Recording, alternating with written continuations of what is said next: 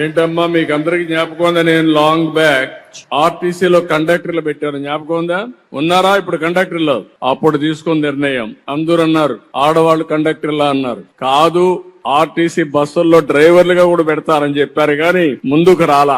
వచ్చుంటే డ్రైవర్లుగా కూడా పెట్టేవాడిని. ఈ రోజు మీ అందరూ ధైర్యంగా ఉండాలి. అన్ని రంగాలలో మగవారితో ధీటుగా మనం పనిచేయాలి. అందుకనే ఈ రోజు ఆటోల్లో కూడా మీరు షీ ఆటో కింద ఆడబిడ్డలే డ్రైవ్ చేసే పరిస్థితి వస్తుంది. ర్యాపిడో ఉంది. మీరు ఎక్కడున్నా కూడా మీకు అవి ఇన్ఫర్మేషన్ ఇస్తారు, ఎక్కడ పికప్ చేసుకోవాలి, ఎక్కడ డ్రాప్ చేయాలని. ఆటోమేటిక్ గా డబ్బులు కూడా వాళ్ళకి వెళ్ళిపోతాయి. ఆ డబ్బులు మీకు ఆటోమేటిక్ గా డిడక్ట్ చేస్తా ఉంటారు. ఇంకో పక్కన మోటార్ బైకులు కూడా మీరు ఏమన్నా డ్రాప్ చేయగలిగితే మోటార్ బైకులు కూడా ఇప్పిస్తాం. ఇప్పుడే నేను అడిగాను, ఎటు ఆఫీస్ కి వెళ్తా ఉంటాం కాబట్టి అప్పుడప్పుడు మోటార్ బైక్ లో కూడా డ్రాప్ చేసి అదనంగా డబ్బులు సంపాదించుకుంటామని ఆడబిడ్డలు చెప్పే పరిస్థితికి వచ్చారు. మీరు సొంత వాహనాలంటూ కూడా ఇందులో చేరొచ్చు. దానివల్ల అదనపు ఆదాయం వస్తుంది. నేను ఆలోచించేది వినూత్నమైన ఆలోచనలు మీకు అందుబాటులో తెస్తాను. నా ఆలోచనల్ని అందిపుచ్చుకోవడం మీ బాధ్యత. అందుకే ర్యాపిడో కూడా తీసుకొచ్చాం.